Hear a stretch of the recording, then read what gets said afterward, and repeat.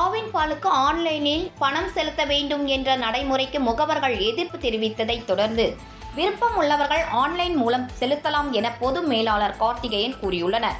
மதுரையில் 950க்கும் மேற்பட்ட பால் டிப்போ முகவர்கள் உள்ளனர். ஆவின் பால் முகவர்கள் ஆன்லைன் மூலம் பணம் செலுத்த வேண்டும் என அறிவிக்கப்பட்டது. இதற்கு எதிர்ப்பு தெரிவித்த முகவர்கள் ஆவின் பொது மேலாளர் கார்த்திகேயனை சந்தித்து பேச்சுவார்த்தை நடத்தினர். இதையடுத்து ஆன்லைனில் செலுத்த விருப்பம் உள்ளவர்கள் மட்டும் பணத்தை செலுத்தலாம் எனவும் மற்றபடி வழக்கமான நடைமுறையை பின்பற்றலாம் என தெரிவிக்கப்பட்டதால் பால் முகவர்கள் கலைந்து சென்றனர்.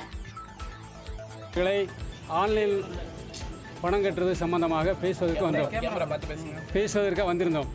ஆனால் நாங்கள் இதுவரைக்கும் இருந்து பொது மேலாளர் அவர்கள் வேலை நிமித்தமாக வர முடியாத சூழ்நிலையில் டிஜிஎம் பொறுப்பாக இருக்க திரு கார்த்தி சார் அவர்கள் வந்திருந்து எங்களுடைய கோரிக்கைகளை மனமுறை கேட்டு உங்களுடைய கோரிக்கை தவறாக இருந்தால் உங்களுக்கு சரி செய்து தருகிறோம். ஆன்லைனில் நீங்கள் கம்பல்சரி பணம் கட்ட வேண்டாம்.